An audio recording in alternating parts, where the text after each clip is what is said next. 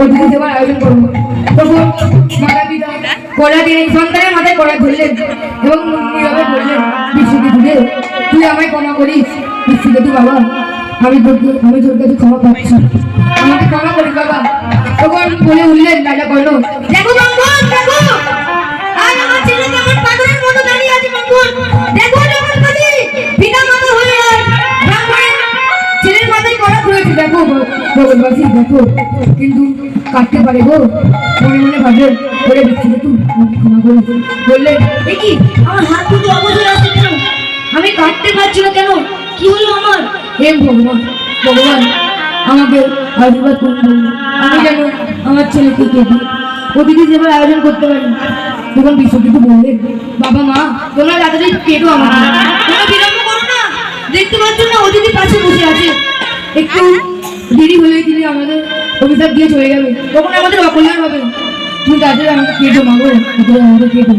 তখন মহারাজ কর্ণ দিয়ে বললেন, ও গো ভগবান তুমি করুণা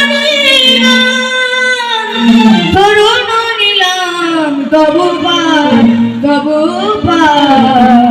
ও গো ভগবান তুমি করুণা নিলাম তব পার, তব পার।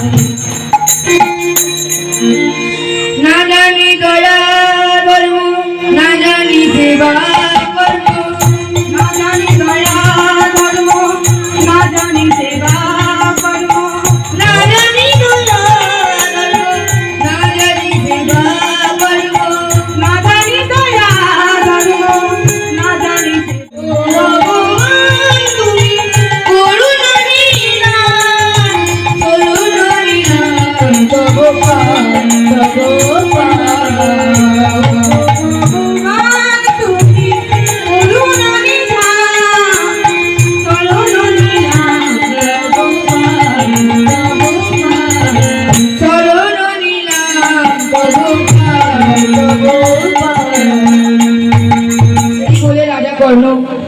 আমার বড় জোরে ভগবানের নাম করতে লাগলো। তখন বিশ্বজিৎ বললেন, বাবা মাগো তোমরা বিলম্ব করো না, অতিথি না হলে আমাদের অভিশাপ দিয়ে চলে যাবে বাবা, আমাদের অকল্যাণ হবে। তোমরা আর বিলম্ব করো না বাবা, তোমরা অতি দ্রুত আমাকে কেটে অতিথি সেবার আয়োজন করো। বললেন, ঠিক আছে বাবা, ঠিক আছে, আমরা আর বিলম্ব করবো না, আমরা তোকে কেটে ওই অতিথি সেবার আয়োজন করবো। এই বলে বিশ্বজিৎ মাথায় কড়া দিয়ে বিশ্বজিৎকে দুখণ্ড করে ফেললেন এবং দেহকানী কর্ণের পায়ের কাছে গড়াগড়ি খাচ্ছে। কর্ণের সারা অঙ্গ থরথর করে কেঁপে উঠলেন। কর্ণ বললেন, ওরে বাবা তুই আমাকে ক্ষমা করিস, আমি যে অতি নীরব, আমার কিছুই করার ছিল না বাবা। তুই তো জানিস আমার সত্যের কথা, আমি সত্যের নিকট আবদ্ধ ছিলাম বাবা, আমাকে ক্ষমা করিস বাবা। এবং কাটা বন্ধুটা মা পদ্মার পায়ের কাছে গড়াগড়ি খাচ্ছে। মা পদ্মা আমার বাবা, তুই আমাকে ক্ষমা করিস, আমি যে মা হই তোর মায়ের কথা রাখতে পারলাম না বাবা, তুই আমাকে ক্ষমা করিস বাবা, আমাকে ক্ষমা করিস। তখন অতিথি ব্রাহ্মণ বললেন, বাহ বাহ, ভালোই করেছো, এই ব্রাহ্মণের দেহকানি কেটে তোমরা ভালোই করেছো। এবার তাড়াতাড়ি রাজা কর্ণ তোমার ছেলের দেহটা কাটো দেখিনি, কেটে মা পদ্মার হাতে তুলে দাও। মা পদ্মা ওই মাংস রান্না করে দিলে, আমি সেবা করি, তোমাদের আশীর্বাদ করে চলে যাবো। তখন রাজা কর্ণ বলল, ঠিক আছে ঠিক আছে মা, আর ক্ষমতার অপেক্ষা করুন। এই তো বিশ্বজিৎ এই বলে বিশ্বজিৎ কাটা দিয়ে বাবা কর্ণ তার হাঁটু বাবু তুলে তরবারি দিয়ে কাটতে গেল, কিন্তু মায়েরা কাটতে পারল। কর্ণের সারা অঙ্গ থরথর করে কেঁপে উঠল। কর্ণ বললেন, ও ভগবান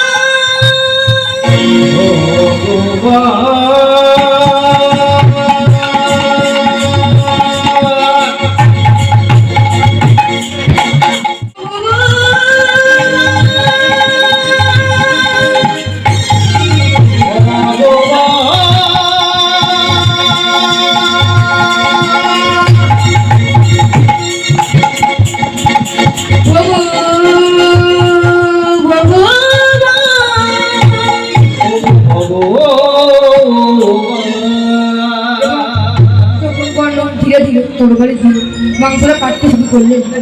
মাংসটা কাটতে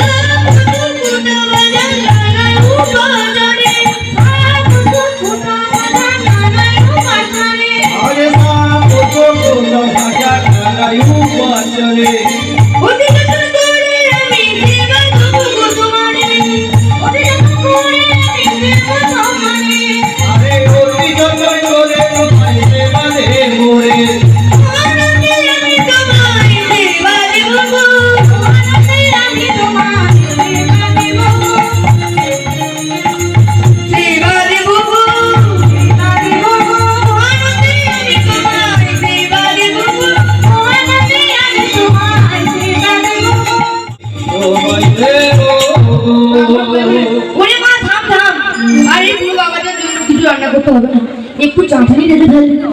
বাবা চাটনি রাখবো? তা বাবা কি দিয়ে চাটনি রাখবো বলুন? কেন মা, ওই যে নরম মাংস একটু চাটনি রেখে ফেললাম। তখন মায়েরা বললেন যে বাবা আজ তো নরম মাংস নেই, আমি কি দিয়ে চাটনি রাখবো? তারা বললেন যে ওরে মা, তুই সবার চোখে ফাঁকি দিতে পারি, কিন্তু আমার চোখে তুই কখনো ফাঁকি দিতে পারবি না। ওই যে বিশ্বকে তুই কাঁথা মাথাটা আছে, ওইটা নিয়ে তুই একটু চাটনি রেখে ফেল দেখিনি। ওরে বাবা আমাকে আর কষ্ট দিস না, একটু চাটনি রেখে ফেল। মা আমার ছুটতে ছুটতে রান্নাঘরের থেকে গেলেন, গিয়ে কাঁচে রাখলেন বিশ্বকে শুধু কাঁথা মাথাটা জড়িয়ে বললেন ওরে বাবা আর তোকে রেখে দিতে পারলাম না। ও ভগবান তুমি আমায় শক্তি দাও, ভগবান তুমি আমায় শক্তি দাও। সেই বলে মা পড়তো চাটনি রেখে ফেললো গরু মাংস দিয়ে এবং একটি আসন পাতলেন, বললেন বাবা এই আসনে তুমি গ্রহণ করো। তখন সন্ন্যাসী বলে উঠলেন কি আনন্দ কি আনন্দ কি আনন্দ কি আনন্দ কি আনন্দ কি আনন্দ কি আনন্দ কি আনন্দ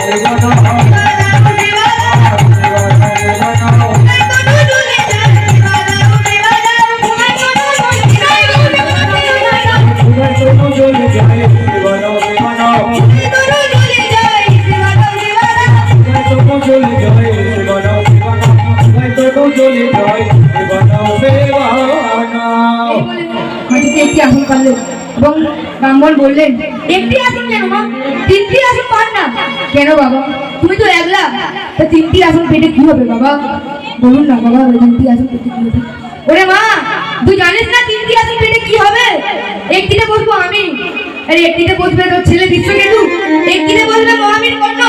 এই শোনা মাত্রই মা কেঁদে উঠলেন এবং বললেন বাবা যে ছেলেটাকে কেটে দ্বিগন্ত করে তোমাকে আমি রান্না করে দিলাম, এখন সেই ছেলেকে আমি কি করে ফিরে পাবো বাবা বলুন বাবা? তখন অগ্নি ব্রাহ্মণ বললেন রাজা কর্ণ তুই কোথায়? রাজা কর্ণ একবার আমাকে দেখা দে রাজা কর্ণ। তখন রাজা কর্ণ এসে বললেন কি হয়েছে বাবা অতিথি, কি হয়েছে বলুন আমাকে? হে ব্রাহ্মণ মা পর্দার হাত ধরে ওই উত্তর পাড়ার দিকে নিয়ে যান, তোর ছেলেকে ঠিক পেয়ে যাবে। কর্ণ বললেন অতিথি যে ছেলেকে কেটে দ্বিগন্ত করে দিলাম সেই ছেলেকে কি করে ফিরে পাবো? আমার বাক্য মিথ্যা হওয়ার নয় রে, ওই উত্তর পাড়ার দিকে যা, তোরা তোর ছেলেকে নিশ্চয়ই পেয়ে যাবি আমি বলছি। তখন রাজা কর্ণ মা পদ্মা দেবী হাতটা ধরে নিয়ে চললেন কোথায় না ওই উত্তর পাড়ার দিকে। গিয়ে বিশ্বকেতুকে ডাকতে লাগলেন ওরে বিশ্বকেতু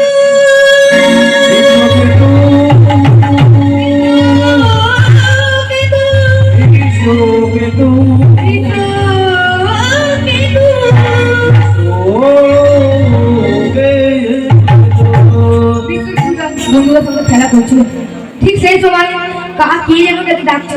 এই বলে তিনি খেলতে খেলতে থেমে গেলেন এবং শুনতে লাগলেন, মনে হলো যেন অতি চেনা কর্ণ। এবং তিনি বলতে লাগলেন কে কে আমার নাম ধরে ডাকে এমন ভাবে? হ্যাঁ মা তুমি, বাবা তুমি, এই খেলার মাঠে তোমরা এখানে কি করছো বাবা? আমি তো আমার বন্ধুদের সঙ্গে খেলছিলাম। মা পদ্মা এবং মহাবীর কর্ণ ছেলের অঙ্গটার দিকে লক্ষ্য করে বলছে ওরে বাবা বিশ্বকেতু আমরা অন্তরে কত ব্যথা পেয়েছি, আমরা অন্তরে কতটা কেঁদেছি, আমি জানতাম বাবা তোকে ফিরে পাবো। তখন বললেন যে ওরে বিশ্বকেতু এখন আমি তোকে নিয়ে আমার আশ্রয়ে ফিরে যাবো বাবা, তোকে আর কখনো ওখানে খেলতে পারবো না। তখন বললেন, তখন আকাশ থেকে দৈববাণী হলো, বললো যে মহাবীর কর্ণ আমি তোমাদের পরীক্ষা নিতে দিয়েছিলাম, তোমরা সেই পরীক্ষায় সফল হয়েছো, এবার তোমার নাম ওই মহাভারতের পাতায় সংরক্ষিত লেখা থাকবে। যতদিন এই চন্দ্র ভুবন মাঝে চন্দ্র সূর্য থাকবে ততদিন স্মরণীয় হয়ে থাকবে তোমার নাম হবে দাদা কর্ণ। তোমরা বলি দিয়েছিলে সেই ছেলেটা হচ্ছে একটি ষাঁড়, সেটা তোমার চোখে একটি ছেলে ছিল কিন্তু আমার চোখে একটি ষাঁড়ই ছিল। তারা করলো এবং বলে এবং বলে উঠলেন, মায়েরা একটু নাচ হবে এবারে? হবে? জোরে বলুন। রাধা রানী কি? শ্যাম সুন্দর কি? রাধা রানী কি? বৃন্দাবন ধাম কি? জয় বলছো না ভয় বলছো? একটু জোরে বলুন, জয় একটু জোরে। তাহলে আমি যে গানটি করছি সেই গানটি একটু আপনাদের শুনবে এবং আপনারা সাথে সাথে করবে। গানটি খুব সহজ। রাধে রাধে রাধে রাধে রাধে রাধে রাধে রাধে রাধে রাধে রাধে।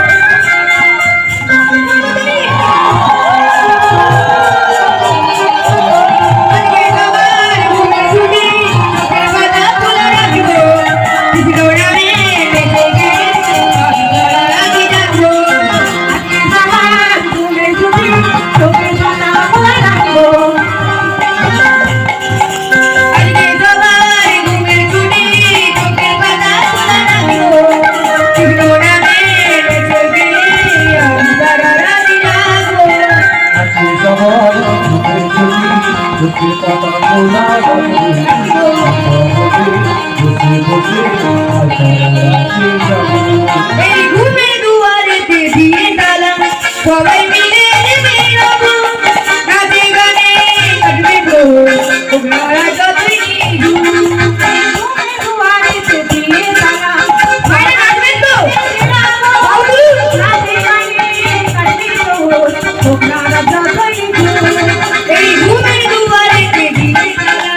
সবাই মিলে বাবু তুলে তালে তালে নামে প্রেমে ভেসে যাবো।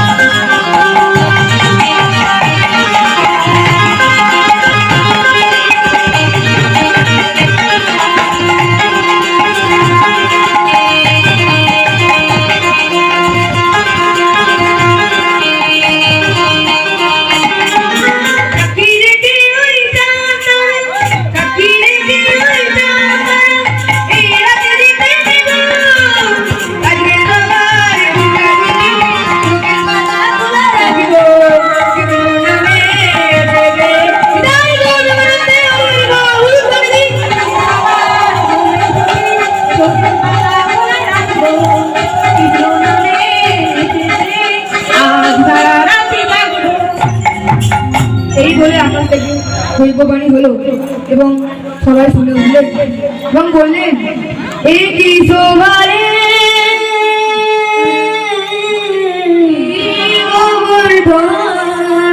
রাখালে রাজা বলে দেনা কোথায় যাব রাম কুন্দ রাধা কুন্দ